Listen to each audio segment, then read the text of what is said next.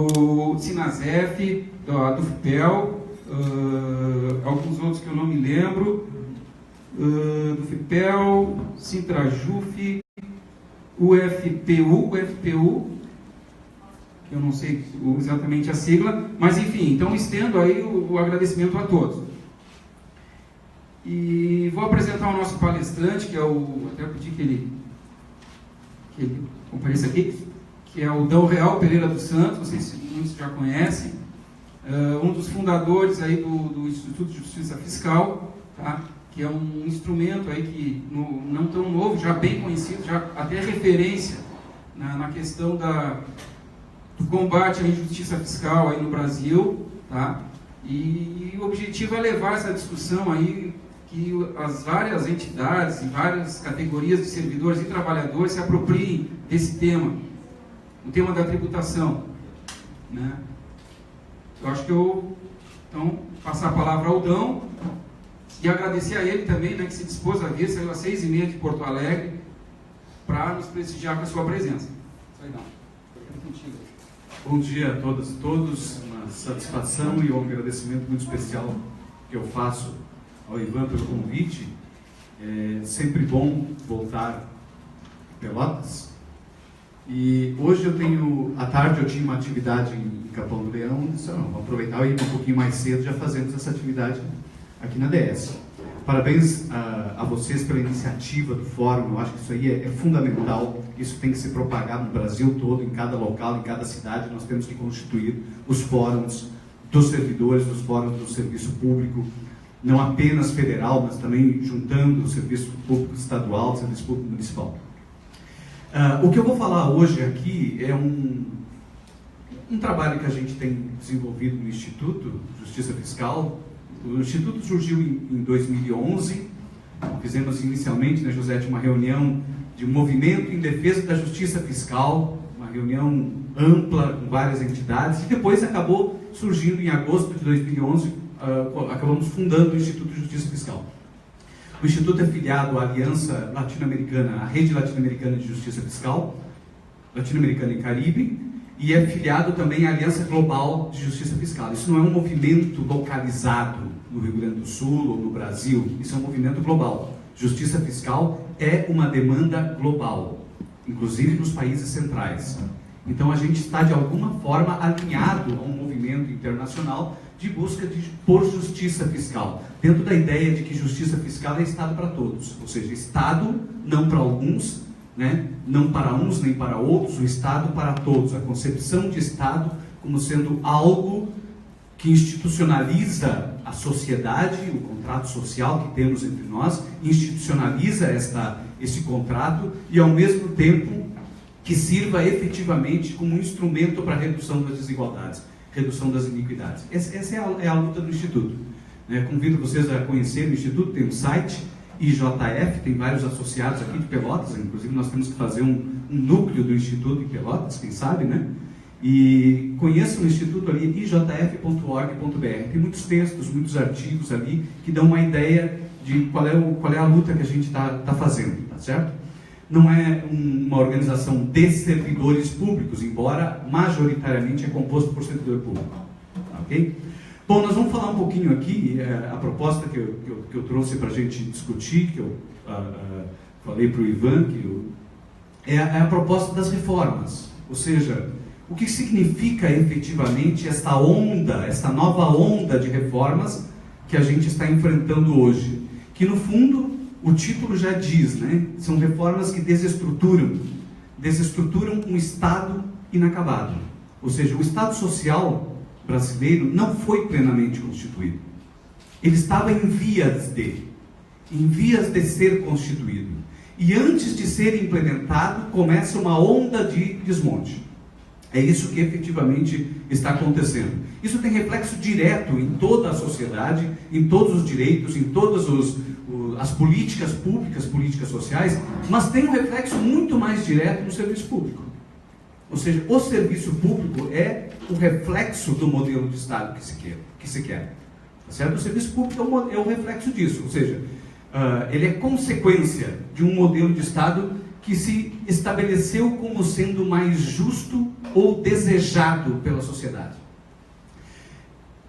As reformas desestruturantes, que a gente chama, elas começam lá no final do ano passado com o congelamento dos gastos. Ou seja, quando sai toda aquela pressa desmedida para congelar os gastos por 20 anos, uma reforma constitucional, uma emenda constitucional, praticamente aprovada em 2 ou 3 semanas, é algo praticamente impossível de conceber num país, num Estado democrático de direito, que tu consiga alterar a Constituição em 2 semanas.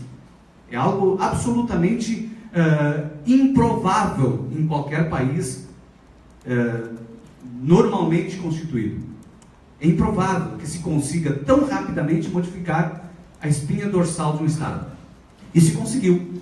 Congelamento dos gastos por 20 anos. Depois, na sequência, veio a reforma da Previdência, que já veio junto, praticamente, veio amarrada uma com a outra. Vem a reforma da legislação do trabalho e vem a reforma tributária. Todas elas mais ou menos encadeadas e atendendo a uma urgência absolutamente desmedida. É como se era preciso aproveitar aquela oportunidade.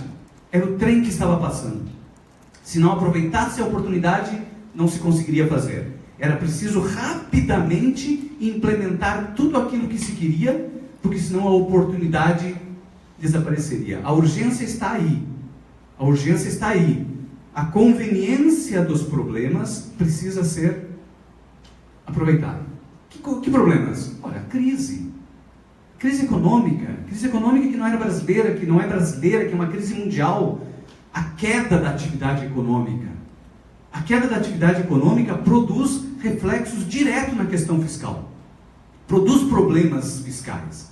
A queda do PIB, o decréscimo da atividade econômica, produz queda de arrecadação direto. Não tem como não ser assim. O estranho seria o contrário, que em época de crise a gente aumentasse a arrecadação. Isso é estranho.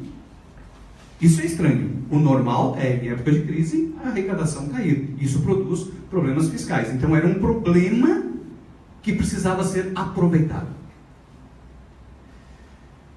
O Estado brasileiro, vocês conhecem muito bem, o Estado brasileiro constituído em 88, mas não inventado em 88, porque 88 foi apenas o final de um ciclo, o final de um ciclo de lutas, o final de um ciclo de muitas lutas sociais, e que acabou em 88 conquistando a Constituição. Conquistando a Constituição. O que a Constituição trouxe de novidade? Trouxe um novo desenho para o Estado brasileiro. O novo desenho é, a partir de agora, a nossa Constituição, inspirada nas Constituições europeias, criou no Brasil o Estado de Bem-Estar pela primeira vez. O Estado de Bem-Estar foi criado pela primeira vez em 88 com a Constituição Federal. E o artigo 3º já traz isso de forma muito explícita. Constitui objetivos fundamentais da República Federativa Brasileira, do Brasil, construir uma sociedade livre, justa e solidária. Veja que a palavra solidária é uma palavra com força legal, A solidariedade é uma palavra que traz aí uma concepção de ordem e não de sentimento, não de altruísmo, é uma concepção legal. Garantir o desenvolvimento nacional, erradicar a pobreza, a marginalização e reduzir as desigualdades sociais. São ordens constitucionais. Reduzir as desigualdades sociais é o objetivo fundamental da nossa República. Tá certo? E promover o bem de todos. O Instituto de Justiça Fiscal foi criado em cima desse artigo. O sistema fiscal deve responder a isto. O sistema tributário deve responder a isto. Os gastos sociais devem responder a isto. Aos objetivos da Constituição. A Constituição de 88, ela cria no Brasil o Estado de Bem-Estar, inspirado nas Constituições europeias, com 40 anos de atraso. Na Europa, o Estado Social começou a ser construído em 40, 45, 46, principalmente depois da guerra. Alguns países antes e outros países depois, a maioria dos países depois de 47, depois que terminou a Segunda Guerra Mundial, eles implementam modificações nas suas constituições para criar, a partir dali, o Estado de Bem-Estar Social. O famoso Welfare State, o famoso Estado-Providência da França, que é o Estado que tem por obrigação prover o bem-estar de forma universal. O Estado é que tem essa obrigação, prover o bem-estar das pessoas. E ao mercado cabe prover de forma marginal, residual. Esse é o estado de bem-estar. É o estado chamado estado institucional. Esse é o que nós copiamos. E veja que nós copiamos 40 anos depois. É razoável imaginar que nós estejamos 40 anos atrasados, no mínimo. Ou seja, nós estamos atrás. O que a Europa conquistou 40 anos atrás, nós recém começamos em 88. E começamos a construir a nossa ideia de Estado social na final da década de 80 e início dos 90, que era exatamente o momento da inflexão do Estado Social Europeu, onde começava a se lutar contra o Estado Social Europeu, onde a onda neoliberal mundial impunha uma nova ordem, tentando mitigar as políticas sociais na Europa, e era nesse momento que a gente iniciava o nosso estado de bem-estar. O nosso estado de bem-estar social começou sendo atacado. Em 88 foi promulgada a Constituição, no dia seguinte ele começou a ser atacado. O presidente da República, da época, José Sarney, disse, no dia seguinte, no mesmo dia da promulgação, ele foi para a mídia dizer, essa Constituição vai quebrar o Brasil. Ou seja, ele começou a ser enfrentado no dia seguinte. Depois elegemos o Collor, com uma proposta claramente neoliberal, ou seja, de Estado mínimo. Depois o Fernando Henrique, com uma proposta meio termo, mas continuando o modelo de Estado mínimo. E só conseguimos efetivamente iniciar o processo de construção do Estado Social no segundo mandato do governo Fernando Henrique. E nos mandatos do governo Lula e no governo Dilma. E no segundo mandato do governo Dilma já começamos a implementar, a redução de novo do estado de bem-estar. Ou seja, o estado de bem-estar social brasileiro, ele começa com 40 anos de atraso e começa sendo atacado. Tudo que a gente avançou em termos de políticas sociais foram avanços absolutamente modestos do que teríamos tido se não estivéssemos nesse ambiente de ataque do Estado Social que a gente começou a... Enfim, isso só para a gente entender o cenário. Os mesmos grupos na Constituição de 88 que perderam o embate.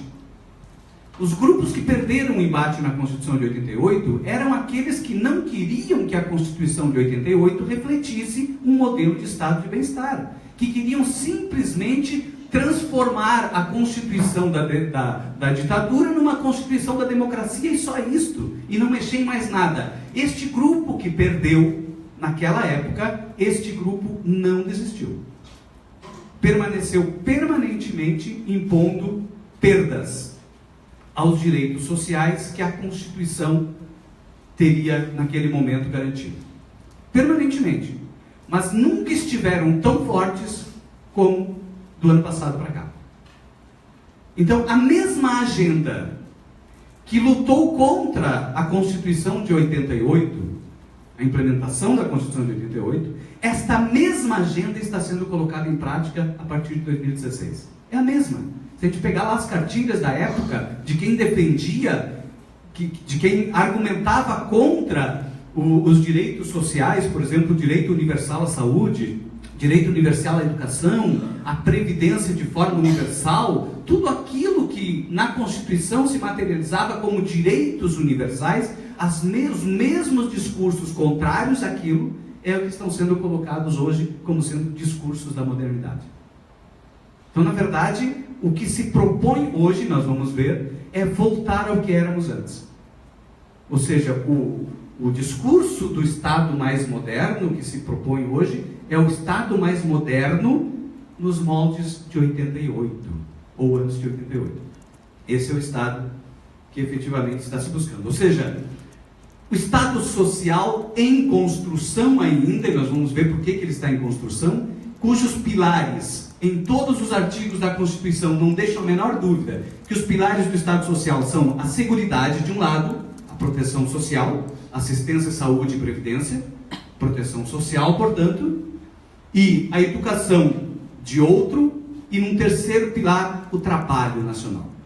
São os três pilares que sustentam a estrutura, a espinha dorsal do estado de bem-estar brasileiro são os mesmos pilares que sustentam o estado de bem-estar dinamarquês, finlandês, sueco, francês, alemão. É igual, nós copiamos, nós não inventamos. Os mesmos pilares que sustentam o estado de bem-estar dos países do norte da Europa e da maior parte dos países europeus são os pilares que nós copiamos para sustentar o nosso estado de bem-estar. Proteção social significa o seguinte: o Estado está ali para suportar as pessoas nos momentos de dificuldade. Quer dizer, na infância, na velhice e na doença.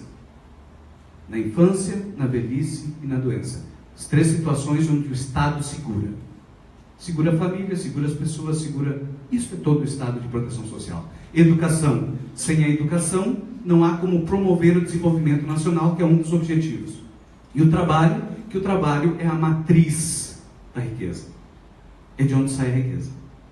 São os três pilares. Bom, aonde que estão as reformas que estão sendo colocadas do ano passado para cá?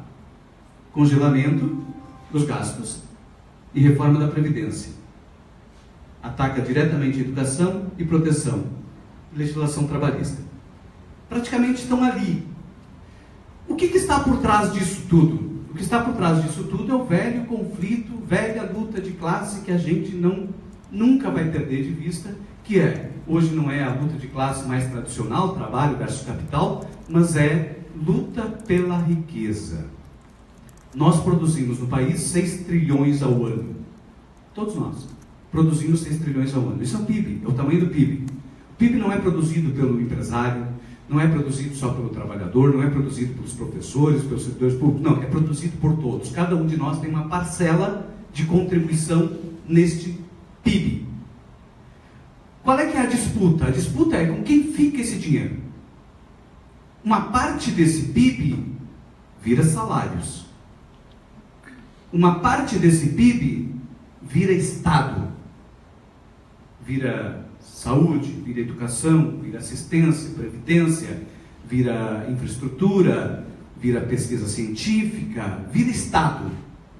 Outra parte do PIB vira lucro. Lucro do capital. Renda de capital. Vira lucro. Essa disputa de qual parte é maior ou menor e com quem fica essa divisão é que está em jogo. O modelo do Estado. O modelo do Estado é isso, eu definir que uma parte da riqueza produzida, substancial, uma parte substancial, vai voltar em benefício da sociedade. Isso é o estado de bem-estar. O estado mínimo eu vou definir que uma parte substancial da renda produzida vire lucros, é preciso que os outros 2 polos da disputa diminuam. Tem que diminuir o Estado e tem que diminuir salários, para que lucros aumentem.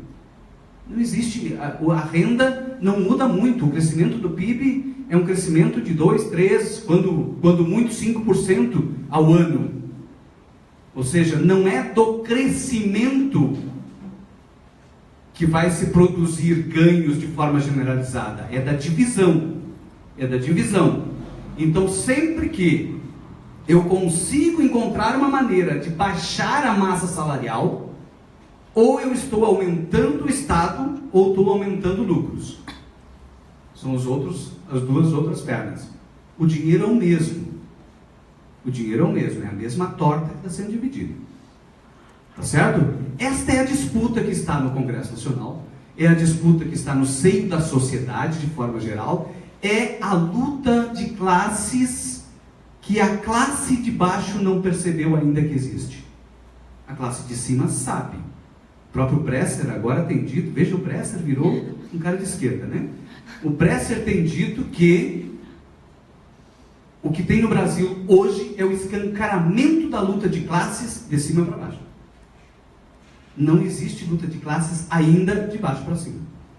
O que existe é de cima para baixo. De cima estão achatando, para que sobrem, né? No fundo é isso. No fundo tem que achatar, não é porque são maus, é para que sobrem dinheiro.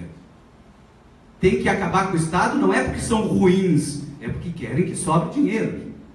Hoje saiu semana passada uma pesquisa da Oxfam, um relatório com o seguinte dado: 6 pessoas no Brasil, 6 milionários do Brasil, têm renda, têm riqueza, não é nem renda, tem riqueza igual a 100 milhões. A metade da população brasileira. A metade da população brasileira, somada a todo o seu patrimônio, suas casinhas, seus carrinhos, tudo que eles têm, é igual ao que tem 6 pessoas. Tamanha concentração de renda. E quem são essas 6 pessoas? Se a gente for ver, são os que estão por trás das grandes empresas que financiaram praticamente quase 60%, 70% do Congresso Nacional. As campanhas eleitorais. Então, esse é o jogo, né? Tá certo? Esse é o jogo. E as reformas estão dentro deste jogo. Então, quando a gente pensa nas reformas de forma pontual, que o problema é a Previdência, que o problema é a saúde, que o problema é a educação, ou que o problema é a legislação trabalhista, nós estamos pensando fora da caixa. A caixa não é esta. A caixa o problema é o Estado. Este Estado não serve a um grupo de poder. Logo, esse Estado precisa ser mudado. O que está sendo reformado é o Estado. Não é a Previdência. Não é a educação. Não é a legislação do trabalho. É o Estado. E a forma de reformar o Estado, a tática chamada manobra de flanco, né? Quem é não sei se tem aqui egressos do mundo militar, né? Manobra de flanco é uma tática de guerra onde tu ataca de todos os lados ao mesmo tempo para confundir o inimigo. Quem são os inimigos? Somos nós. O inimigo é o povo. Eu preciso tontear o povo. Como é que eu tonteio? Nós estamos tontos de tantos ataques. A gente tenta se defender de uma coisa e já vem outra. Isso faz parte da manobra. Faz parte. Para que a gente não perceba que o que está em curso efetivamente é a materialização da agenda dos que perderam na Constituição de 88. Os que perderam na Constituição de 88 agora encontraram o ambiente propício para vencer. E a tática para fazer isso é a tal da manobra de flanco. Ataca por todos os lados e não pode esperar. Não tem que dar tempo para discutir, porque se der tempo para discutir, pode dar o azar da economia melhorar. E se der o azar da economia voltar a crescer, aí perde-se o argumento. Porque o argumento é a crise. O argumento é o ajuste fiscal. O argumento é a austeridade. O argumento é este, que o Estado é que quebrou a economia. Logo, o Estado tem que ser reduzido, tem que ser punido. Eu tenho que reduzir o Estado. Dizem isso como se fosse uma coisa, tipo assim, não tem problema. A partir de daqui a 10 anos vai acabar, as pessoas não vão conseguir se aposentar, mas esse é um problema menor. As pessoas vão acabar morrendo na fila do SUS, é um problema menor. Dizem isso como se não tivesse reflexo. O problema é o gasto social. O gasto tem que cortar. No fundo não é esse o problema. No fundo o problema é que está sobrando pouco dinheiro para lucros. Ou seja, diante de uma expectativa de que o crescimento ele não tem uma expectativa de ser muito extraordinário, ou seja, o crescimento vai sempre ser o crescimento estabilizado, 2%, 3%, vai levar muito tempo para produzir muita acumulação. Então, para evitar esse tempo todo, eu preciso acelerar o processo de acumulação agora. E para acelerar o processo de acumulação agora, eu tenho que tirar as outras partes que consomem esse recurso. E uma das partes é o Estado. Bom, o que eles prometem? Isso expressamente o ministro da Fazenda, quando faz a campanha pela aprovação das reformas, tanto a previdenciária quanto lá no congelamento dos gastos, todas as reformas que eles chamam de estruturais, e na verdade a gente tem que começar a chamar de desestruturais, porque a estrutura nós temos, o Estado foi estruturado, eles estão desestruturando, retirando os pilares, os 4 pilares, os 3 pilares, né, que seria proteção, educação e trabalho, os 3 pilares que sustentam o Estado é que estão sendo minados. O que eles dizem? Vejam, nós chegamos em 2016 gastando quase 20% do PIB em gastos primários. Gastos primários é gasto de Estado. Gasto de Estado significa tudo que é gasto público menos gasto financeiro. Então ali predominam gastos de seguridade social, predominam previdência, saúde e assistência, e o gasto de educação predominante, investimentos muito poucos. Maior parte desses gastos é gasto de natureza social, é transferência de renda ou políticas públicas sociais. Transferência direta de renda é previdência e assistência, e também as políticas públicas de educação, de saúde, enfim, do atendimento básico. Vejam, esses gastos atingiram 20% do PIB, dos 6 trilhões. Dos 6 trilhões. O Estado pegou 20% dos 6 trilhões e devolveu de alguma forma para a população. Isso é muito ou é pouco? Eles dizem que é exorbitante, por isso que eles acham que tem que diminuir. Depois a gente vai comparar com outros países. O que eles prometem é que em 2036 esses gastos fiquem em 12% do PIB. Vejam, com 20% do PIB nós temos a saúde que temos, a educação que temos, pública, né? A assistência social que temos, o investimento em infraestrutura que temos, isso tudo com 20% do PIB. O que teremos com 12% do PIB em 2036? Essa é a pergunta. Que Estado que teremos com 12% do PIB em 2036? Quanto era que se gastava em 1988? 12% do PIB. Em 20 anos eles desmontam 30%. Né?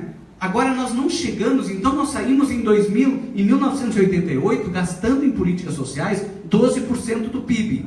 A Constituição passou a obrigar a gastar mais. E a cada ano nós fomos obrigados a ampliar os gastos. Porque a Constituição dizia, tanto por cento da receita corrente líquida tem que ser aplicado em saúde, em educação. E nós passamos a aumentar o gasto com saúde e educação e previdência. O gasto aumentou naturalmente. E na medida em que se aumentava, se dava ganho real ao salário mínimo, se ampliava o poder de compra também dos inativos, dos aposentados. Então os gastos foram crescendo de 88 para cá. Principalmente a partir de 95, eles dão uma guinada, eles começam a crescer mais. Os gastos crescendo mais, significa que nós vamos acelerando, ou nós vamos nos aproximando do modelo de Estado que desenhamos em 88, que é o Estado que visava reduzir as desigualdades. Então nós íamos andando nesse caminho, era o que se esperava. E nós estamos muito atrasados, estamos 40 anos atrás, tá certo? Isso que estava acontecendo.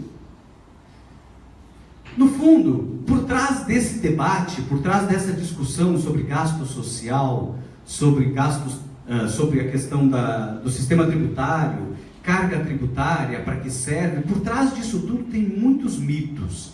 E a gente, quando a gente não para pensar nos discursos, nas narrativas que são apresentadas pela mídia, a gente acaba de alguma forma propagando mitos. Propagando mitos. Mitos são isso aqui, ó, né? Alguém cria e vai se reproduzindo, vai replicando, e as pessoas passam a não ter mais como contestar. Aquilo é tão repetido que parece que seria fora nonsense qualquer um que dissesse o contrário. Um dos mitos que se diz, que se tem dito por aí, é que a carga tributária brasileira é muito alta, ou que é a maior do mundo. É um mito, ou não é? Porque carga tributária, se eu for simplesmente falar de carga tributária, sem relacionar com mais nada, é um discurso absolutamente vazio. Porque carga tributária não é causa de nada. Carga tributária é uma consequência. É uma consequência de um modelo de Estado que eu resolvi ter como sociedade.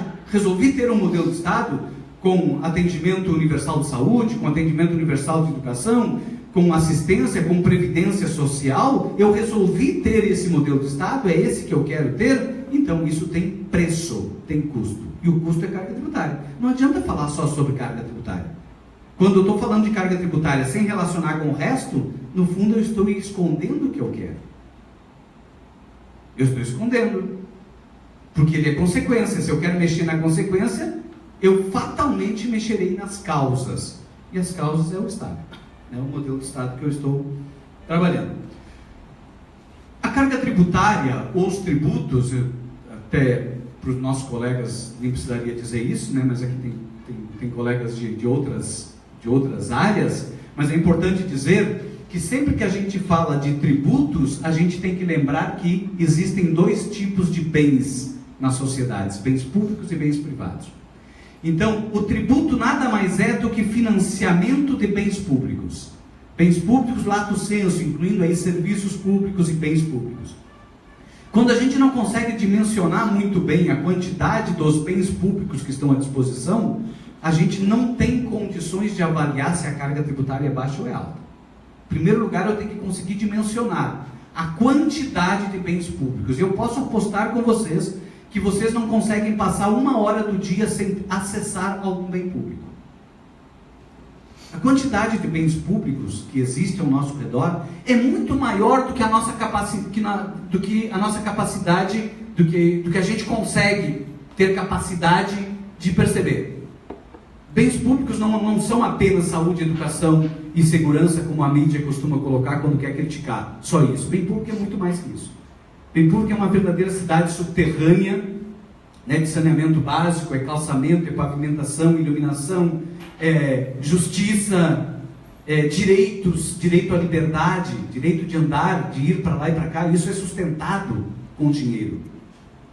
Isso tudo é sustentado com dinheiro. Direito à propriedade é o bem público mais caro que existe. Sustentar o direito à propriedade é caríssimo. E nós todos pagamos para isso, por isso, para garantir estas coisas. Pagamos como? Tributos. Pagamos na forma de impostos. Vejam, a diferença fundamental entre bens privados e bens públicos é que o bem público é motivado no direito. É o direito que define se o bem público deve existir ou não. Então, antes eu defino que existe um direito e a partir daí a sociedade vai bancar esse direito através de bens públicos, com dinheiro. Tá ok? O bem privado, ao contrário, ele se motiva no lucro. O bem privado se motiva na sua viabilidade econômica. Tem gente para pagar por aquilo, o bem privado existe. Não tem, não existe. É simples assim. Esta é a diferença, bem público e bem privado. O bem público existe o direito, o bem público tem que existir.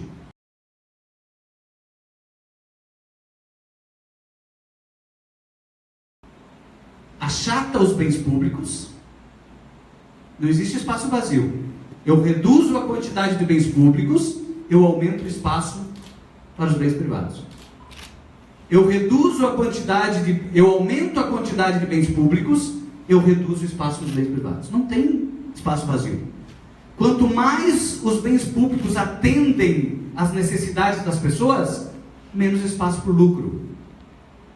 Quanto menos o Estado atende às necessidades das pessoas, mais espaço para os lucros. Esta é a disputa que existe entre o modelo de Estado. Qual é o modelo de Estado que eu vou construir? Tá certo? Qual é o modelo de Estado que interessa à sociedade? Qual é o modelo de Estado que interessa aos atores políticos? Tá certo?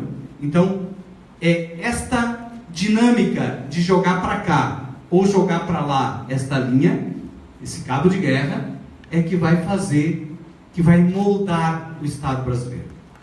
O nosso Estado hoje está sendo moldado de forma inconstitucional, porque a Constituição dizia que esta linha deveria ir para cá.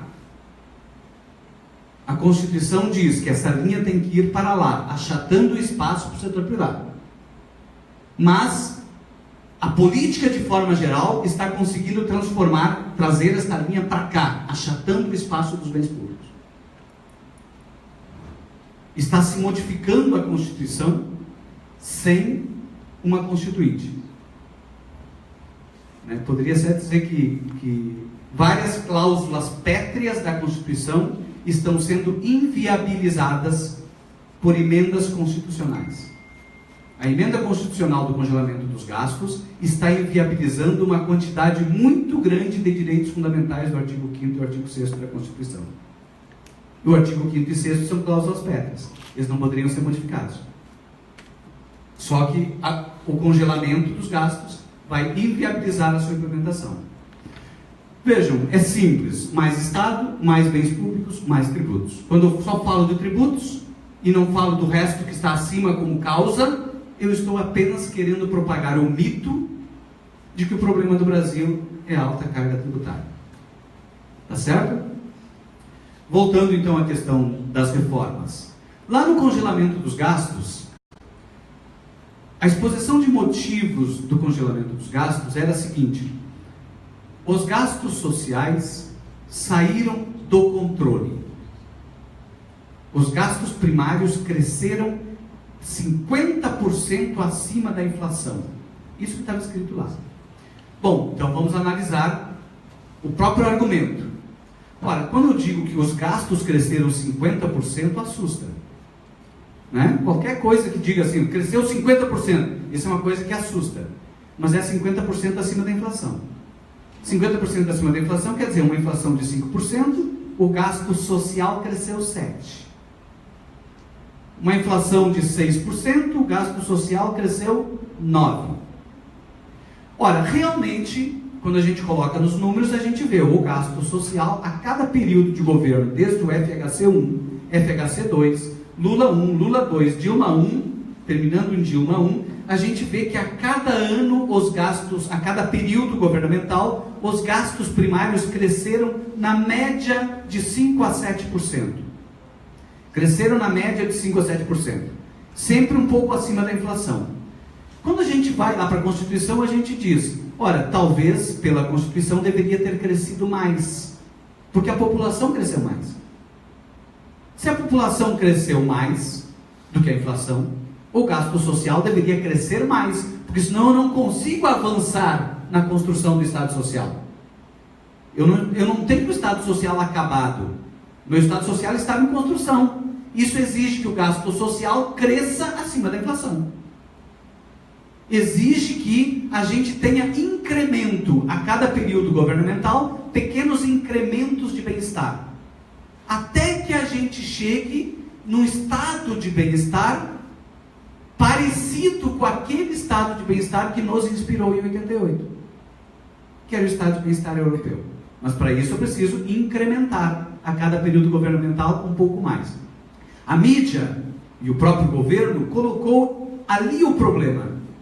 O gasto social não pode crescer acima da inflação. Quando diz isso, ele diz assim: a Constituição não pode ser cumprida.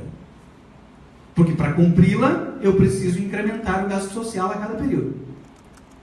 Quando ele diz que não pode crescer acima da inflação, está dizendo que o Brasil precisa estagnar o seu processo de caminho, o seu caminho em busca do Estado Social.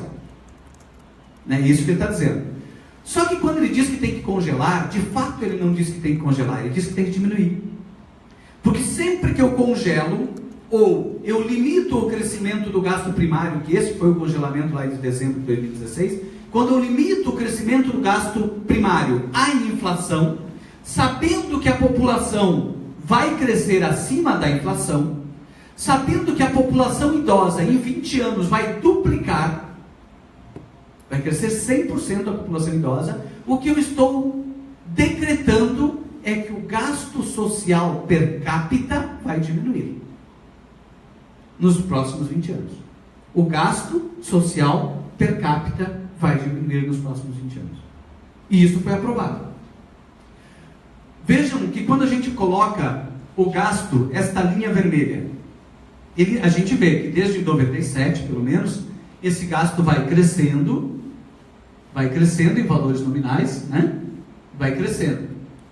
E aqui em 2013, 2014, ele inclusive tem uma pequena inflexão na diminuição do seu crescimento. O gasto estava crescendo numa linha quase constante. Em 2013, diante da crise, ele dá uma inflexão, ele diminui. Vocês lembram que diminuíram os gastos com Bolsa Família, diminuíram os gastos com Minha Casa Minha Vida, com o PAC, vários gastos tiveram cortes em 2013. E aí os gastos primários dão uma inflexão, diminuindo o crescimento em 2013, diante da crise. A linha acima, que é a linha azul, vejam, as cores não tem nada a ver com os times, né? As cores não tem nada a ver com os times. A linha azul, ela vai sempre um pouco acima da linha vermelha. Sempre nós estamos, a linha azul é a arrecadação. Sempre estamos arrecadando um pouquinho mais. Sempre. Porque, o que é essa distância entre a arrecadação e o gasto? O superávit. Aqui, ó, vai ter que, para os próximos anos, cair. A curva vermelha vai cair. O congelamento dos gastos foi praticado em vários países. Países da Europa, Holanda, Suécia, e todos lá na época de 2007, 2008, na primeira onda da crise do sistema financeiro. Eles fizeram congelamentos. Mas todos aqueles congelamentos que eles fizeram foram congelamentos de duração limitada, 2 ou 3 anos. 2 ou 3 anos, no máximo 4 anos de congelamento. E a maioria deles congelando também os gastos financeiros. Congela os gastos sociais e congela os gastos financeiros. E todos eles em países que já estavam no estado de bem-estar totalmente vencidos. E aí os que foram defender esse projeto de congelamento foram para o Congresso e apresentaram esses exemplos, os países que fizeram. Só não disseram como eles fizeram o congelamento. A forma como o Brasil impôs um congelamento, ela engessou 4 gestões. Coloque o governo que quiser, nos 4 mandatos para frente, ninguém vai fazer nada em termos de políticas sociais, porque está amarrado ao congelamento. O que significa amarrar ao congelamento? Significa o seguinte: um dos efeitos, para quem era da área tributária, um dos efeitos mais importantes da tributação, ou da legitimidade da tributação, é a relação da tributação com o gasto social. Quando eu consigo vincular que o esforço arrecadatório, ele se reverte em benefício da sociedade na forma de incremento de gastos sociais.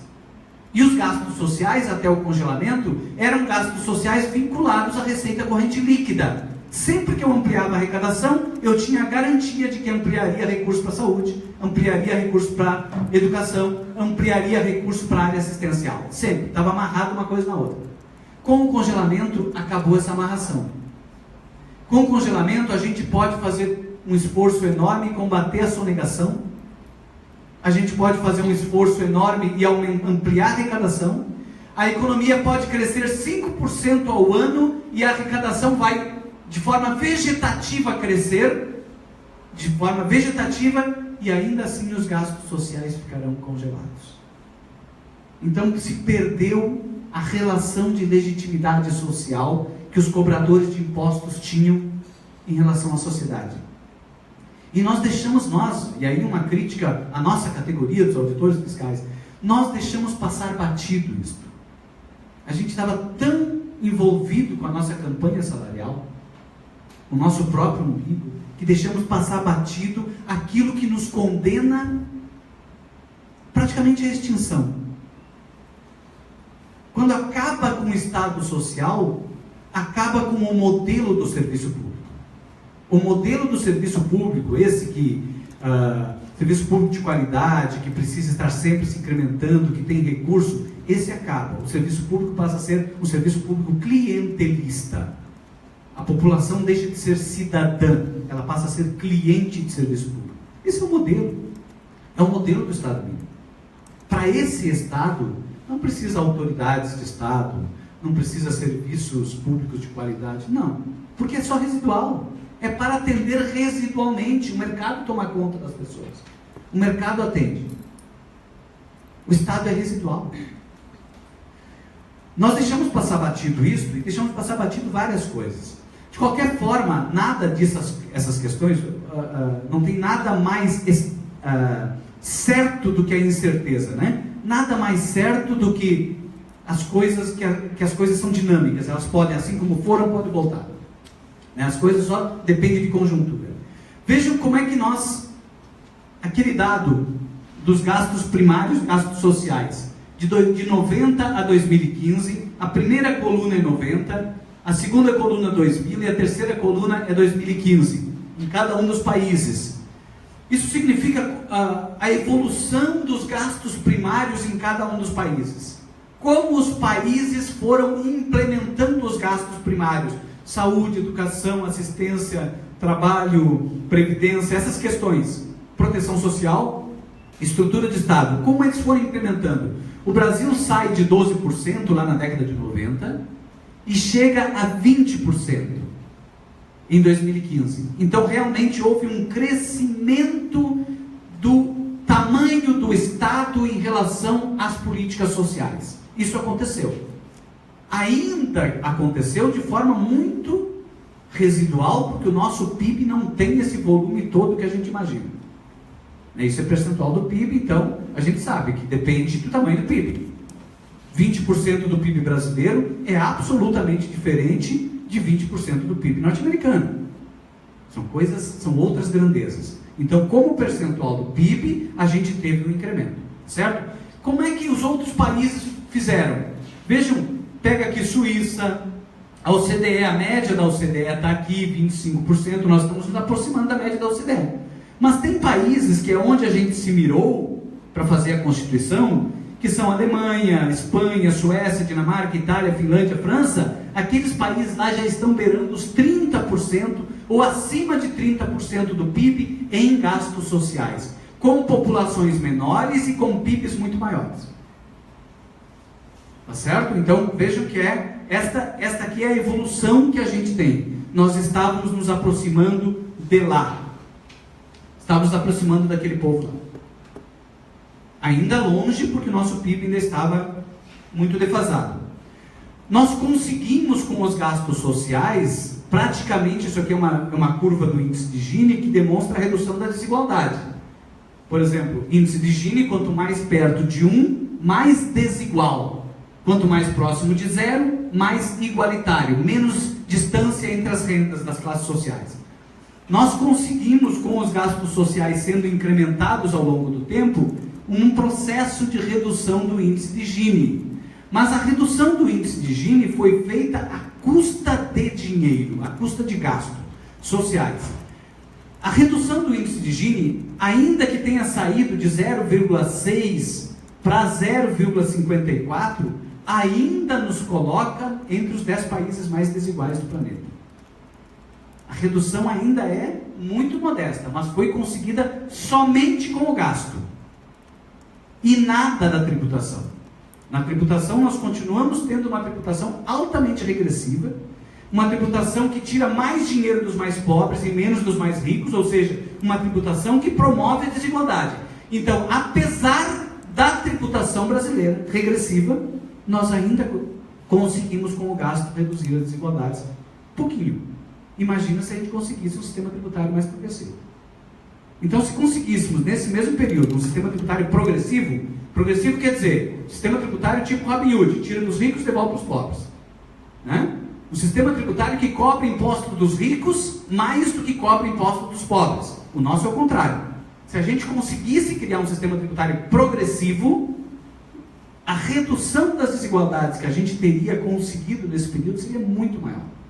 Muito maior. O sistema tributário é hoje, junto com a educação, os principais elementos, fatores de desigualdade social do país. Sistema tributário, como está? A questão do sistema tributário, e aí de novo, uma crítica que a gente tem que, uma autocrítica que a gente precisa fazer, é que na medida que nós não lutamos ou não defendemos um determinado modelo de Estado, na medida que nós não lutamos por um determinado modelo de sistema tributário, nós de alguma forma estamos concorrendo para a própria extinção das carreiras do fisco. Porque sistemas tributários regressivos não precisa serviço público de qualidade para enfrentar. Arrecadar de pobre é muito fácil. O difícil é arrecadar de rico. O difícil é cobrar tributo de rico. Para cobrar tributo de rico é que eu preciso de Estado. É que eu preciso de estrutura, preciso de autoridade, é para isso.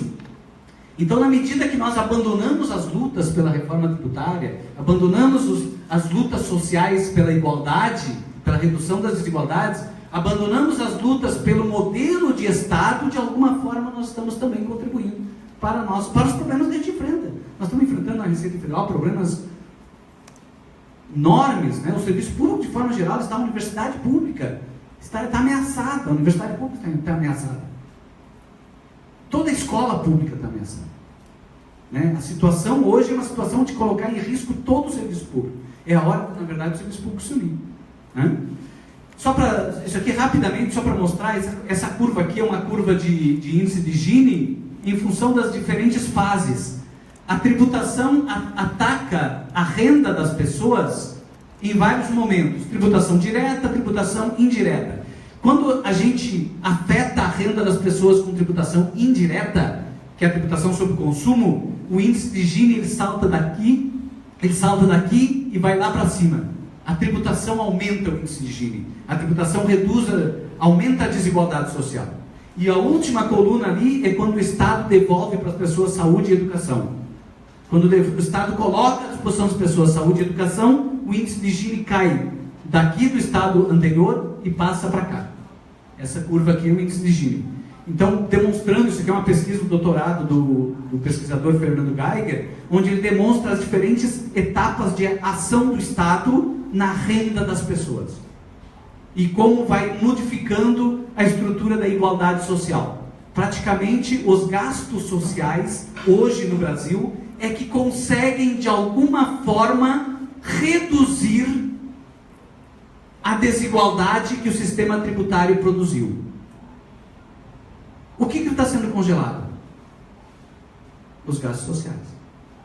Então, se hoje nós somos um dos 10 países mais desiguais do planeta, daqui a 20 anos talvez nós sejamos o campeão. Estejamos em primeiro lugar. Porque não teremos o gasto social para anular o efeito negativo do sistema tributário. A menos, claro, que a gente consiga promover uma reforma tributária progressiva, o que é muito pouco provável, porque a reforma que está lá em andamento do Congresso Nacional, do deputado Rauli, ela praticamente não muda nada em termos de progressividade ou regressividade. Talvez ela até amplie a regressividade. O problema fiscal do Brasil, sim, quedas das receitas produziu um problema fiscal, um problema de arrecadar menos do que se gasta, circunstancialmente, porque estamos em época de crise. Crise econômica, desonerações, sonegação, precarização da administração pública. A administração tributária talvez seja um dos períodos de maior precarização que a gente está enfrentando, na administração tributária. A estrutura administrativa e jurídica que privilegia sonegador, inimputabilidade criminal, ou seja, quem sonega não vai para a cadeia nunca, tá certo? Quem rouba um pacote de arroz no supermercado pode devolver 10 pacotes de arroz, vai para a cadeia igual. Não interessa. Pode devolver um caminhão de arroz. A conduta de ter roubado é punido. Agora, a conduta de sonegar não é punida. A conduta de sonegar não é punida. Basta que pague o tributo ou que entre no parcelamento, que entre num refis, que está resolvida a questão criminal. E dificuldade na cobrança de crédito tributário. Hoje nós temos quase mais de 2 trilhões de dívida definitivamente constituída que não se consegue cobrar. Então, tem toda uma máquina que, de alguma forma, facilita e privilegia os sonegadores. Estima-se que 27% de tudo que se arrecada é sonegado. Isso aqui é um dado do Simprofaz, do sonegômetro. Mais de 11% do PIB sendo discutido nas esferas de discussão de contencioso. Só na União, mais de 11%. Vejam, 11% do PIB. A gente tem mais de 600 bilhões de reais definitivamente constituídos. Definitivamente não, falta o julgamento em segunda instância. Mas foram fiscalizados, auditados, lavrados autos de infração, passou em primeira instância, autos mantidos e que estão sendo discutidos em segunda instância. 11% do PIB. Qual é a média europeia? 1% do PIB, 1,2%. Nós temos 11% do PIB sendo discutido em instância administrativa. Quem são esses 11% do PIB? 70% são autos de infração de 0,7% dos contribuintes que estão sendo fraudados. 70% do valor dos 600 bilhões é de 0,7% dos contribuintes. São os grandes contribuintes, os bancos, as mineradoras, as grandes multinacionais. Que pagam para não pagar. Que pagam de todas as formas. Para não pagar. Né? Desonerações que cresceram de 2007 a 2016 de 102 bilhões para 271 bilhões. É óbvio, se eu abro mão de arrecadar concedendo desonerações, eu estou de alguma forma criando uma crise fiscal. Eu crio uma crise fiscal. Isso é perda de arrecadação. Uma desoneração das receitas da Seguridade Social, vejam, seria talvez uma das cláusulas pétreas que deveríamos ter na Constituição era: não se pode conceder desoneração em contribuição social. Isso é para a Seguridade. Receitas de Seguridade, receitas de proteção social não poderiam servir de instrumento ou moeda de favor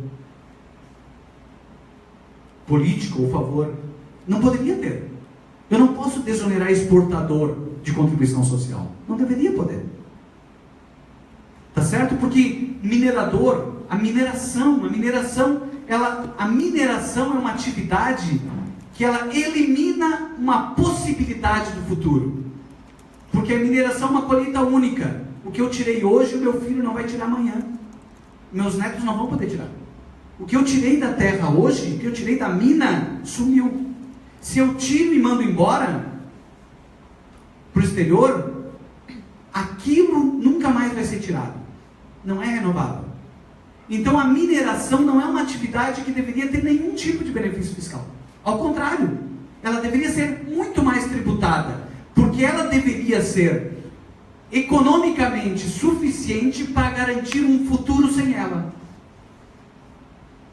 Não é verdade? Qualquer produto que não seja renovável,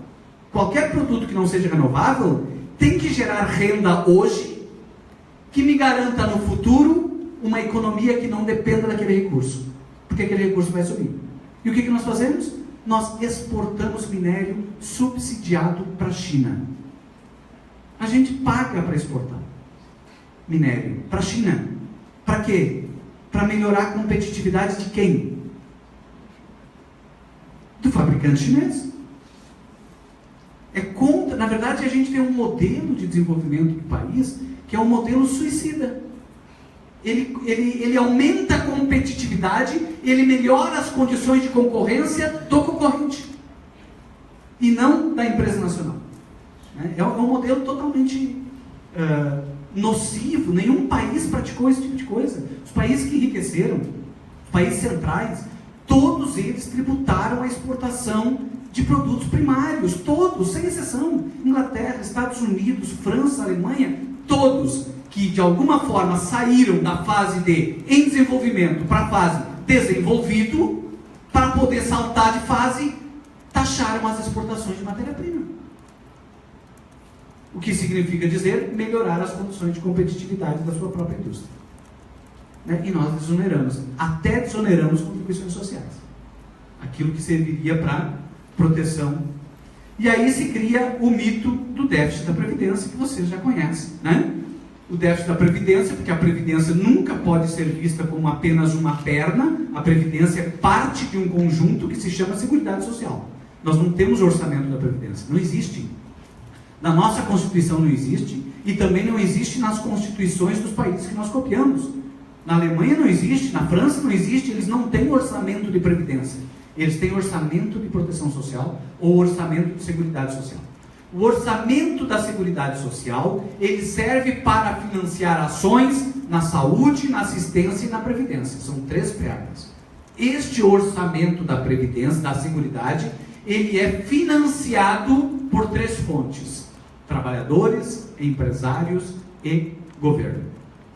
Governo através do quê? Impostos, tributos. Tá certo? É assim que funciona.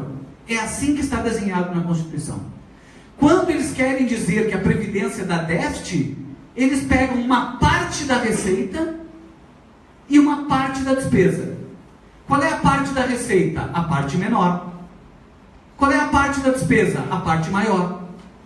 Quando eu pego a parte menor da receita, que são as contribuições previdenciárias da folha e a patronal, e pego a parte maior da despesa, que são os benefícios previdenciários, dá negativo. Se eu fizer essa conta na Alemanha, dá negativo. Se eu fizer essa conta na Dinamarca, dá negativo também. Em todos os países vai dar negativo. Em todos os países. Qual é a forma de fazer? Eu tenho que pegar todas as receitas e todas as despesas. Aí quando eu pego todas as receitas e todas as despesas,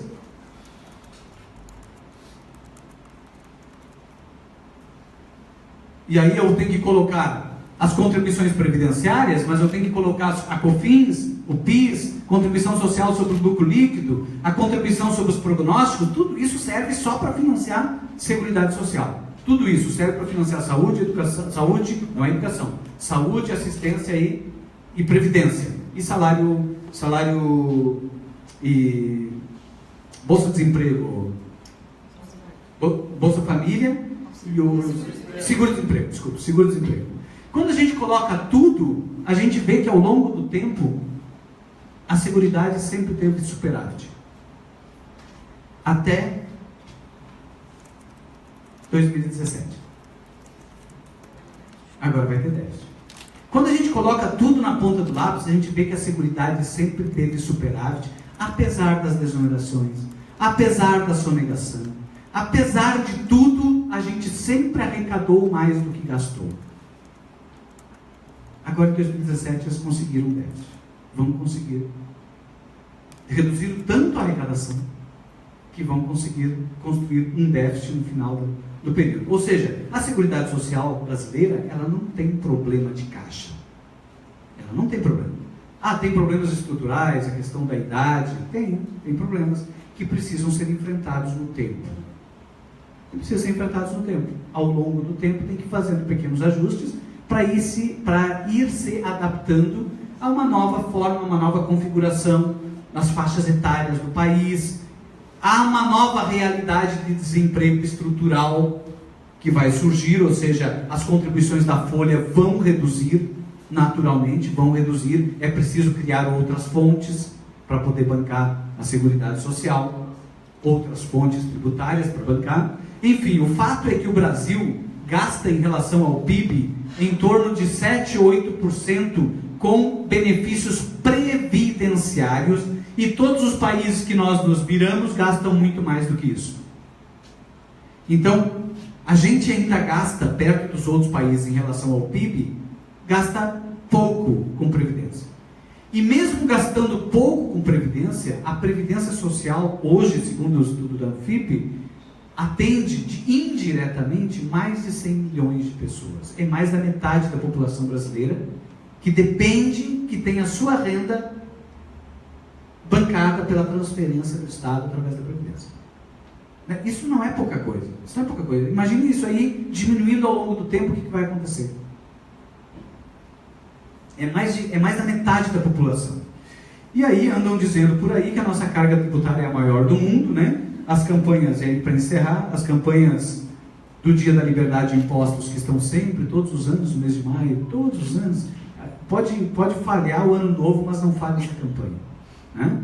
Sempre tem, pode até não ter ano novo, mas essa campanha tem, o Dia da Liberdade de Impostos, onde sai para a mídia, poder econômico de uma forma orquestrada em todo o Brasil, sai para a mídia para dizer o seguinte: o Dia da Liberdade de Impostos marca simbolicamente a data que os brasileiros passam a trabalhar para proveito próprio, já que antes disso todo o valor recebido era destinado ao pagamento de tributos.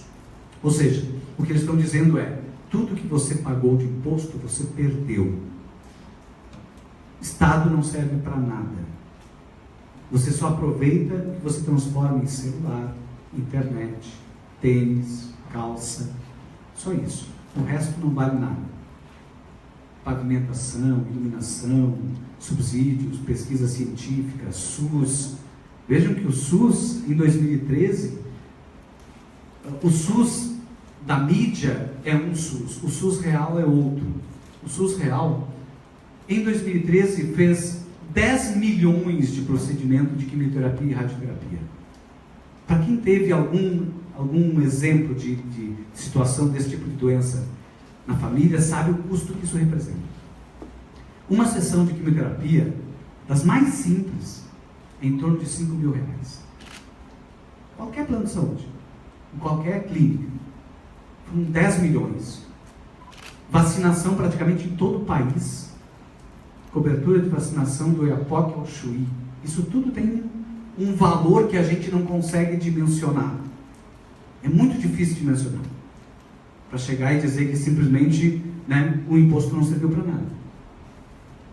O imposto serviu para isso. O imposto serviu para isso. Serviu para manter 90% das crianças brasileiras na escola pública. É a escola que a gente... É a ideal que a gente gostaria? Não, ainda não. Mas é a escola pública que os recursos permitem. A carga tributária brasileira, que eles dizem que é a maior do mundo, é 34% do PIB. 33%. Ou seja, em 2015 era 2 trilhões viraram impostos de 6 trilhões de PIB. É a parte que coube ao Estado administrar da renda nacional. O Estado retirou da sociedade 2 trilhões para administrar na forma de políticas públicas. Isso é muito ou é pouco? Eles dizem que é a maior do mundo. E aí, ao dizer que é a maior do mundo, eles estão criando no imaginário popular que nós pagamos impostos demais e não há que se cogitar soluções tributárias. Falou em aumento de impostos, acabou a conversa. Não se fala de aumento de impostos. É a premissa básica. Para que essa premissa básica esteja plenamente solidificada, eu preciso criar um mito. Tá certo? Vejam, quando a gente compara com os países da OCDE, a gente vê que o Brasil está aqui, está abaixo da média. Tem países que têm 51% de carga tributária. Quando nós fizemos a nossa Constituição, quais foram os países que a gente mirou? Foram aqueles países lá, que têm carga tributária de 39% e 40% do PIB. Aqueles países foram os modelos e as constituições que nos inspiraram em 88. E nós estamos ainda aqui embaixo, em termos de carga tributária. Mesmo esta comparação é absolutamente inócua, não serve para nada, porque eu não posso comparar países com estados diferentes. Tem países aí que não têm previdência social. Tem países que não têm cobertura universal de saúde. Então eu não posso comparar. Segundo, eu não posso comparar países que têm PIBs muito diferentes. E também não posso comparar países que têm populações muito diferentes. A melhor comparação talvez seja esta aqui, onde eu comparo a arrecadação per capita. Por que a arrecadação per capita? Porque a arrecadação per capita mede a capacidade que a tributação dá ao Estado. A tributação dá uma capacidade ao Estado. Esta capacidade se mede pelos recursos. Quanto que ele tem para investir em cada cidadão? É isso. O Brasil tem, com a carga tributária de 34% do PIB, tem $4.100 para investir em cada cidadão brasileiro. Por ano. É isso que ele tem. Quanto que tem a Reino Unido? Reino Unido, com uma carga de 35% do PIB, tem $13.000 para investir em cada inglês. Tem 4 vezes mais recursos. Então é de se esperar que o Reino Unido tenha políticas públicas, saúde pública, educação pública, infraestrutura pública, 4 vezes superiores que o Brasil. Porque tem 4 vezes mais recursos. Não é verdade? Uma coisa muito direta. Tem mais dinheiro, consegue fazer mais coisas. Se eu mirar, por exemplo, Japão, que diz, não, o Japão com uma carga tributária de 27,5%, tem muito melhor serviço público que o Brasil. É óbvio que tem. Porque 27,5% do PIB no Japão, eles conseguem arrecadar $10.000 por japonês. O Estado japonês consegue investir em políticas públicas até $10.000 em cada cidadão. É mais que o dobro que o Brasil. É mais que o dobro. Se a gente quer realmente ter um Estado social compatível com Espanha, Japão, Austrália, Suíça, Reino Unido, Canadá, a gente quer ter esse Estado social, nós temos que ampliar o volume de arrecadação per capita de $4.000 para 10.000, 12.000 ou 13.000. Temos que ampliar. Como é que se amplia o volume de arrecadação per capita? Primeira forma, aumentando a arrecadação, tributação. Aumenta a carga tributária. Mas aumentar o dobro, sairia de 34% para 68% do PIB? Impossível. Não tem como. Segunda forma, combater a sonegação. Combater a sonegação. Sem dúvida, eu preciso combater a sonegação. Se eu combato a sonegação, se eu conseguisse hoje eliminar 100% da sonegação, a nossa carga tributária passaria de 34% para 40% do PIB. Direto. Porque se sonega aproximadamente 10%, 500 bilhões, então passaria para, né, para 40% do PIB. Segunda forma é essa. Terceira forma, diminuir a população. Também não tem como, até porque o crescimento do PIB depende muito da população. Quarta forma, aumentar o PIB. Tem que dar um jeito de aumentar o PIB. Como é que os países encontraram a fórmula para aumentar o PIB? Educação. É um círculo. Eu preciso investir na educação com política de desenvolvimento econômico, passar a tributar as remessas de riquezas, de minérios, por exemplo, e começar a desenvolver o nosso parque industrial, que não começamos a fazer isso ainda. Quando a gente fizer isso, a gente sai daquele patamar ali, na posição 47, e vem para o clube dos países que nós nos miramos quando fizemos a Constituição. O clube daqueles países do estado de bem-estar. Mas para isso é um processo encadeado que precisa ser enfrentado, né? Precisa ser construído. O que nos cabe neste trabalho? O que nos cabe neste trabalho me parece que é muito mais a gente tomar ciência, tomar consciência do que acontece e nos transformarmos em instrumentos de transformação. Ou seja, a gente passar, de alguma forma, a ajudar a construir um outro modelo de Estado.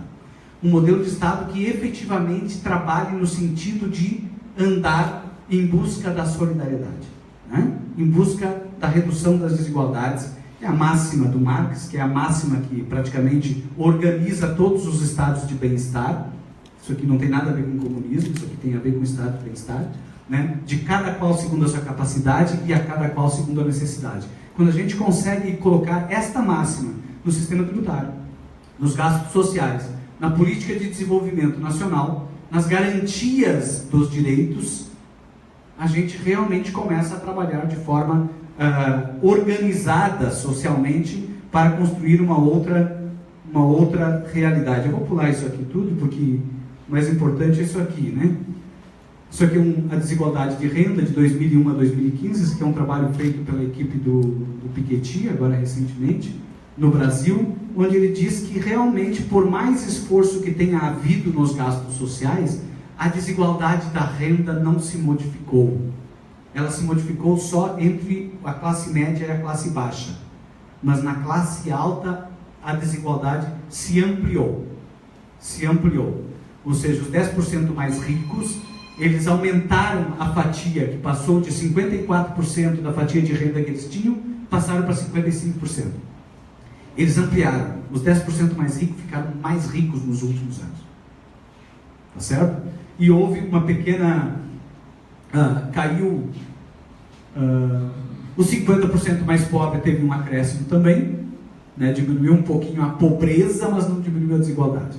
Apesar do índice de Gini ter demonstrado que houve uma queda de desigualdade. Só que o índice de Gini não contempla todas as variáveis. Esse estudo aqui pegou outras variáveis, principalmente as declarações de imposto de renda. A partir das declarações de imposto de renda se consegue outras informações que o índice de Gini não permite. Isso aqui eu já tinha passado. E esse aqui é um dado que saiu muito recentemente, né? 6%, os 6 mais ricos do país têm renda igual a 100 milhões. Os 5% mais ricos têm renda igual aos 95% da população. Os 5% igual a 95%. Então, é a quantidade a concentração do país, né? Concentração de renda. O Brasil é um dos 10 países mais desiguais. Esse aqui é um relatório da Oxfam, agora deste ano, 2017, que revela, assim, pega muitas fontes de dados e vai trabalhando. Ou seja, com esse nível de desigualdade social que nós temos, não podemos nos dar ao luxo de termos um sistema tributário regressivo. Precisamos ter um sistema tributário progressivo. Não podemos nos dar ao luxo, né, de reduzir o tamanho do Estado. Tá certo? Não podemos. Isso é um luxo que a gente não pode se dar. Porque esse nível de desigualdade, ele impõe uma outra forma de organização da sociedade. Exige um Estado mais forte, mais atuante, um crescimento dos gastos sociais e, principalmente, uma inversão da carga tributária, né, do andar de baixo para o andar de cima. Tudo isso vai exigir, sem dúvida alguma, Estado mais forte, mais atuante, talvez aí que seja o nosso, do ponto de vista corporativo, né, dos auditores fiscais, a nossa grande bandeira de legitimidade social está aí. Está aí, é na mudança desta concepção de Estado que está sendo desmontada, ou uma reversão, para a gente poder acabar com essa enorme concentração de renda que esse pão aí representa. Se o pão fosse o nosso PIB, se tudo que a gente produzisse no ano fosse um baguete desse aqui, ele estaria distribuído assim, ó, 10% das formigas da população com a metade do baguete. Isso é a nossa realidade de concentração de renda. Tá certo? Essa é a nossa realidade. E 90% das formigas ficam com a outra metade. Com a outra metade do pão. Ou seja, se a gente não consegue assim, encontrar uma solução mais imediata, uma proposta alternativa, que pelo menos essas informações sirvam para nos indignar, ou seja, que a gente possa se indignar. Porque o contrário, como diz o Darcy Ribeiro, né, só há duas opções na vida, se resignar ou se indignar. Ele escolheu a segunda, que a gente possa escolher a segunda também, porque com certeza, se a gente se indigna, se a gente se indignar com isso tudo, com essa realidade, a gente talvez até nem mude as coisas, nem transforme. Mas se a gente não se indignar, com certeza não transforma nada. Tá certo? Para que a gente possa pôr fim ao que está aí. Fico à disposição de vocês, tá?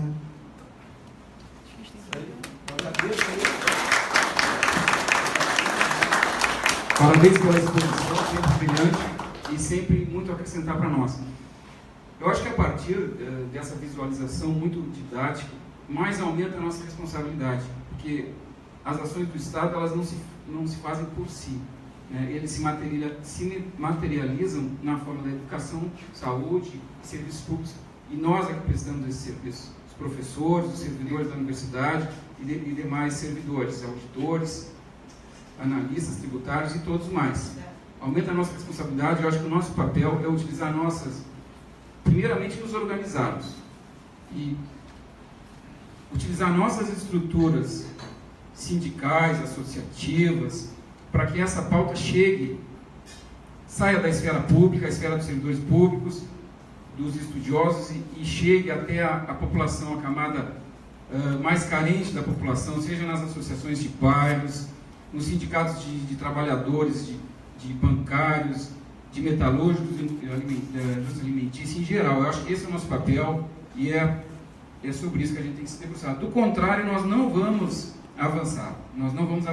Essa discussão vai ficar numa esfera mais politizada, se diria assim, mais culta da população e não vai surtir o efeito necessário. Bom, então eu agradeço mais uma vez a presença de todos. O nosso fórum tem se reunido, essa é a primeira iniciativa do Fórum dos Servidores Públicos Federais. Agradeço o pessoal do Sinasef,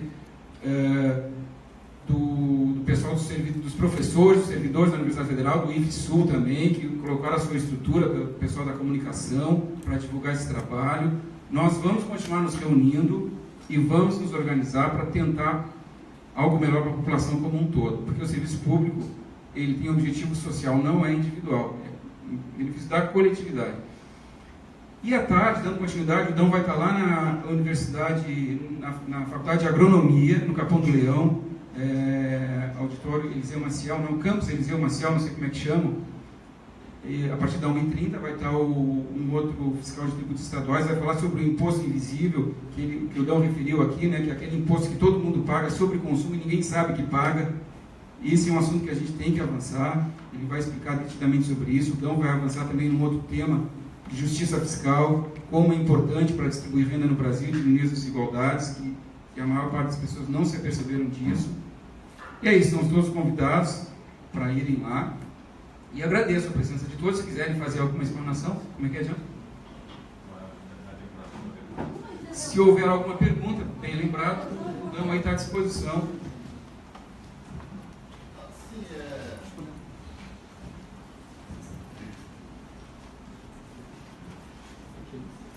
Primeiro, obrigado pela palestra, foi muito boa mesmo. Eu só fiquei com uma dúvida, assim, você mostra ali que nós estávamos com, agora, né, antes do início do congelamento, com 25% do, investindo no estado de bem-estar social, 20% do PIB, mas arrecadando 34% do PIB na forma de imposto. Essa diferença de 14%, ela vai onde?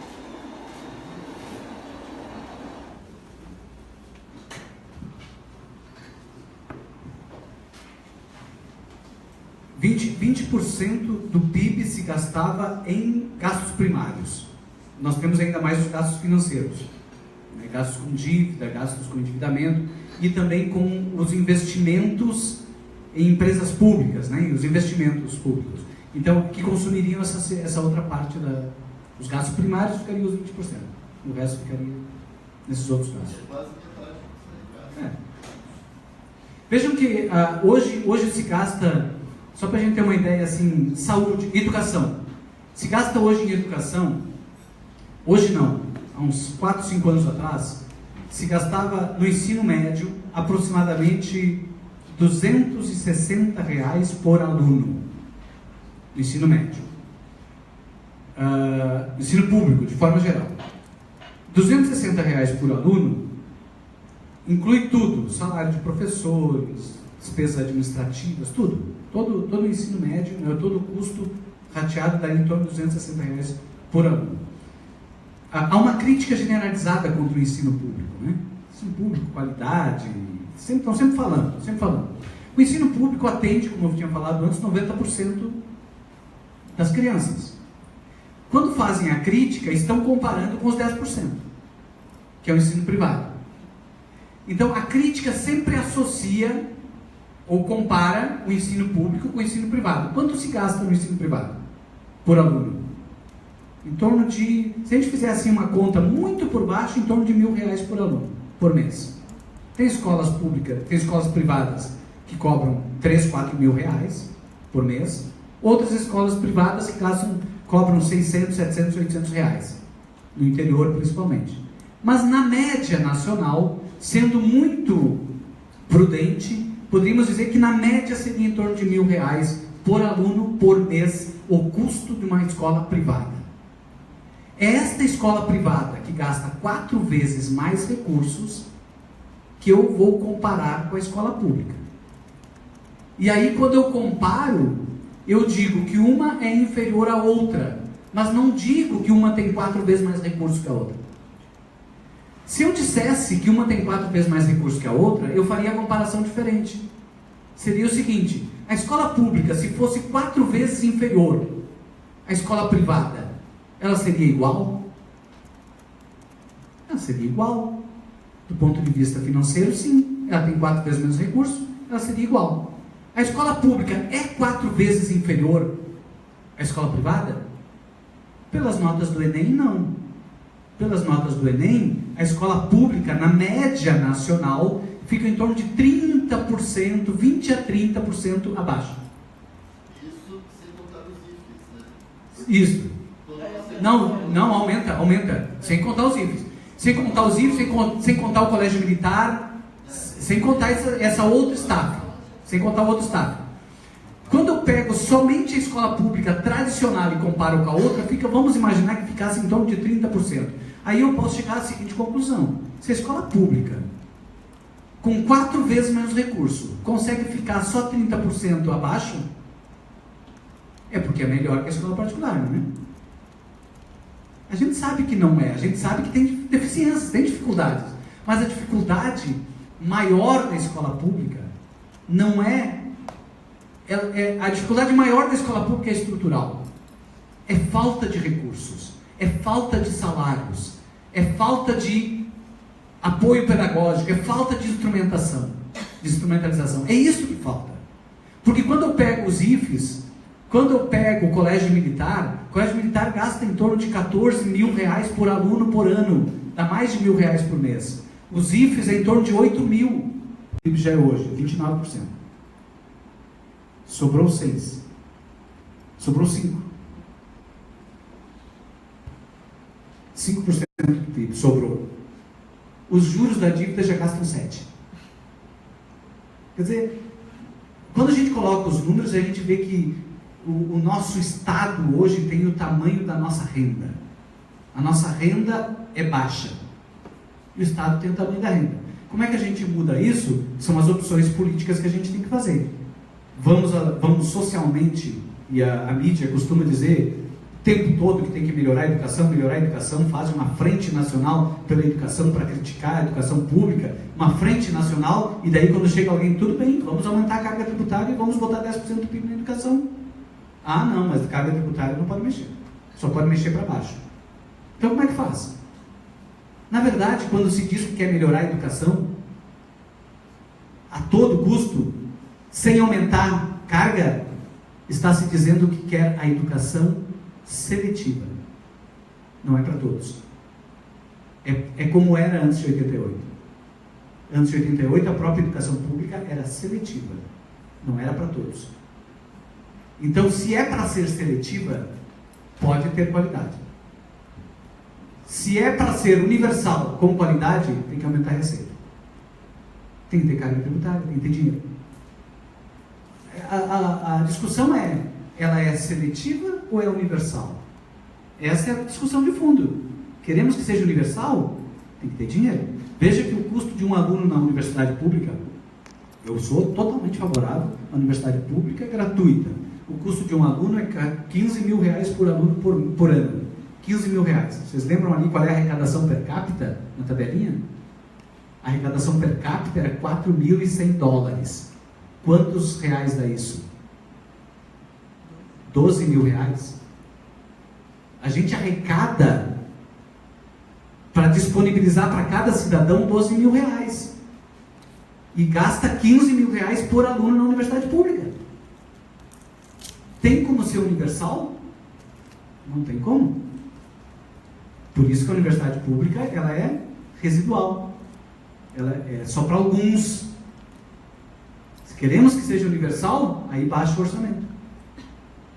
Aí a universidade pública passa a ter 300, 200 reais por aluno por mês, como é a escola pública. Então, são essas coisas que efetivamente precisam ser discutidas com a sociedade, colocadas, né? A opção política que a sociedade tem que fazer é: queremos construir o Estado nesse caminho, isso custa tanto, como é que vamos dividir esse bolo? Quem tem que pagar? A grande discussão é essa. Quando a gente não entra nessa discussão, a gente aceita que os ricos não paguem. A gente vai aceitando. Deixa assim. Deixa assim. Se não pagar é só para roubar. Né? A gente vai aceitando. Agora, quando a gente entra na discussão de fundo, não, o Estado que queremos é esse. Vamos colocar 10% do PIB na educação, o que significa que nós vamos ter que ampliar a carga tributária, e vamos ter que passar de 34% para 42% a carga tributária. Nós vamos passar para 44% a carga tributária, e todo o dinheiro que vamos pegar, nós vamos botar na educação. Um pacto social. O primeiro pacto é esse. Segundo pacto, esses 10%, quem vai pagar? Vão ser os pobres que estão pagando hoje? Ou agora é a hora dos ricos pagarem? Né? Agora é a hora dos ricos pagarem. Como é que os ricos têm que pagar? Vamos tributar lucros e dividendos. Os lucros e dividendos desde 95 são isentos. O trabalhador paga o imposto de renda na fonte. O capitalista não. Lucro e dividendo é isento. Vamos tributar a herança? Vamos tributar, quer dizer, tem outras, o imposto sobre grandes fortunas. Vamos buscar as fontes de renda naqueles que historicamente nunca pagaram. E aí a gente constrói o Estado social que a gente quer. A gente não constrói o Estado social que a gente quer reduzindo a carga tributária. Essa é a primeira premissa, né? Que eu acho que caberia assim, explorar mais na classe trabalhadora e tal. Eu fiz palestras com o pessoal Federação dos Metalúrgicos, há uns 3, 4 anos atrás, e eu me assustei com o discurso das lideranças. Federação dos Metalúrgicos da CUT. E o discurso das principais lideranças era o discurso do empresário. Era o discurso de que o Estado era muito inchado, de que tinha que reduzir o Estado, de que tinha que reduzir carga tributária para aumentar o emprego. Apoiaram a vulneração das contribuições previdenciárias. Isso, então era um discurso viciado no mito. E a gente tem que mudar isso. E quem é que pode mudar esse discurso? Na verdade, são os servidores públicos. Quem tem esse conhecimento do funcionamento da estrutura do Estado, muito mais são os servidores públicos. Então nós é que conseguimos, de alguma forma, criar e sensibilizar a classe trabalhadora para essa questão. Né?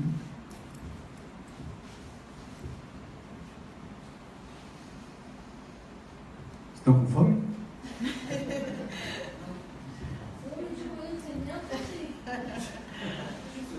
Então tem aula com previsão em meia, né? Ah, pois é. Você não vai conseguir almoçar. Pessoal, muito obrigado pelo convite. Fico sempre à disposição, sempre que precisar. Esse ônibus é muito bom agora. Eu estava com medo desse ônibus comum de manhã cedo, mas ele é tranquilo. Ele é quase um leito. É quase um leito.